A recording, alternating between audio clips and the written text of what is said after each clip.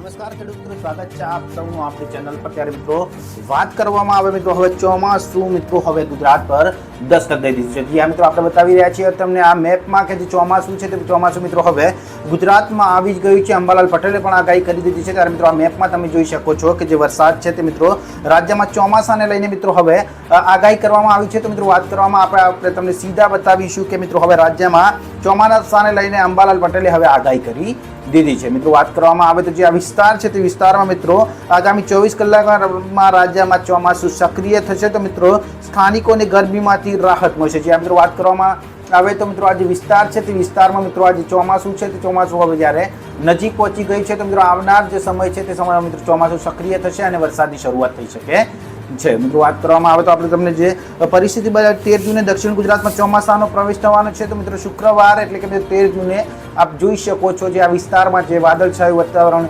જોવા મળશે। 56% સુધીના મિત્રો વાદળ જોવા મળશે। ઉના, રાજુલા, મહુવા અને વેરાવળ વિસ્તારમાં મિત્રો વાદળ છે તે મિત્રો વાદળ હવે આવી રહ્યા છે। તો મિત્રો વરસાદની આગાહી ખેડૂતોમાં ખુશીની લહેર લાવી શકે છે। તો મિત્રો દક્ષિણ ગુજરાત અને સૌરાષ્ટ્રમાં વરસાદની જે શક્યતાઓ છે તે શક્યતાઓ વચ્ચે મિત્રો આપ જોઈ શકો છો આ વિસ્તારમાં જે વાદળનું પ્રમાણ છે 51% સુધી કાલે વધી શકે છે। તો મિત્રો 14 તારીખના પછી ફરીથી જે આ વરસાદ છે તે મિત્રો સામાન્ય જોવા મળી શકે છે। તો મિત્રો તમે જોઈ શકો છો આ જે વરસાદનો ઘેરાવો છે તે મિત્રો હવે જે વરસાદી સિસ્ટમ છે તે સિસ્ટમ સક્રિય થઈ ગઈ છે। તો મિત્રો જે વરસાદના જે વાદળોનો પવન છે તે પવનની દિશા પણ હવે મિત્રો ગુજરાત તરફ વળી ગઈ છે અને આવનાર સમયમાં વરસાદ જોવા મળી શકે છે। મિત્રો આપણે તમને સીધા જે સમજાવવાનો પ્રયત્ન કરીએ તો મિત્રો હવે અંબાલાલ પટેલની આગાહી બાદ મિત્રો હવે ધીમે ધીમે ચોમાસું છે તે ચોમાસું મિત્રો આ વિસ્તારમાં જોવા મળી રહ્યું છે। મિત્રો આપણે બીજા એંગલથી જોઈએ તો મિત્રો આપ જોઈ શકો છો કે જે વરસાદ છે તેના જે મિત્રો જે હવા છે તે હવા એના ફેવરમાં ચાલી રહી છે। તો મિત્રો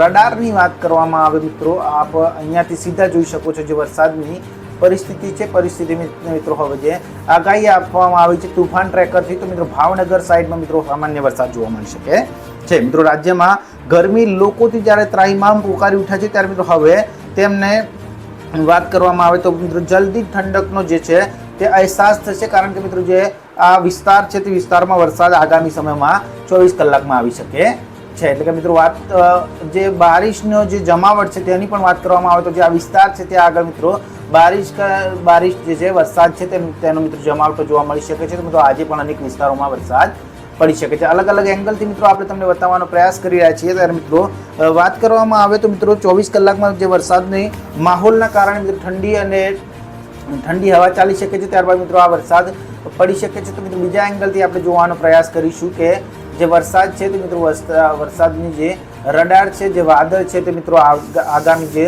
7 દિવસ આગાહી આપવામાં આવી છે રાજ્યમાં મિત્રો જે ચોમાસું છે તે મિત્રો ચોમાસું જ્યારે સક્રિય થવા જઈ રહ્યું છે તેના પહેલા મિત્રો જ્યારે આગાહી કરવામાં આવી છે તો મિત્રો વાત કરવામાં આવે 15 જૂને હળવા વરસાદની આગાહી વ્યક્ત કરવામાં આવી છે। 15 જૂન મિત્રો આપણે જોઈ શકો છો કે જે હળવો વરસાદ છે તે મિત્રો દ્વારકા, પોરબંદર, જુનાગઢ, વેરાવળ, ઉનાના જે વિસ્તાર છે ત્યાંથી લઈને મિત્રો અમદાવાદ સુધીના વિસ્તારમાં હળવો વરસાદ જોવા મળી શકે છે। અમદાવાદ મિત્રો 28% 33% સુધી વાદળ ત્યાં પણ જોવા મળી શકે છે। ત્યારે મિત્રો તારાપુરમાં મિત્રો વાત કરવામાં આવે તો 33% વાદળ જોવા મળી શકે છે। મિત્રો ચોટીલાના પણ વરસાદનું જે છે મિત્રો સક્રિય સિસ્ટમ છે। ગાંધીનગર વિસ્તારમાં પણ મિત્રો જે 15 તારીખ છે તે 15 તારીખ આજુબાજુ મિત્રો આ વાદળોનો ઘેરાવ જોઈ શકો છો। ત્યારબાદ મિત્રો 16 તારીખે સમગ્ર ગુજરાતમાં વાદળછાયું વાતાવરણ રહેવાની હાલમાં જે છે મિત્રો વેધર અપડેટથી આપણે જે જાણકારી છે તે મિત્રો જાણકારી લઈ રહ્યા છે। તો મિત્રો વાત કરવામાં આવે તો કેટલાક વિસ્તારોમાં ભારે વરસાદની જે આગાહી કરવામાં આવી છે તે મિત્રો આ તમે જોઈ શકો છો જે ભારે વરસાદની આગાહી 18 થી 24 તારીખ સુધીમાં છે। ત્યારે મિત્રો 17 તારીખે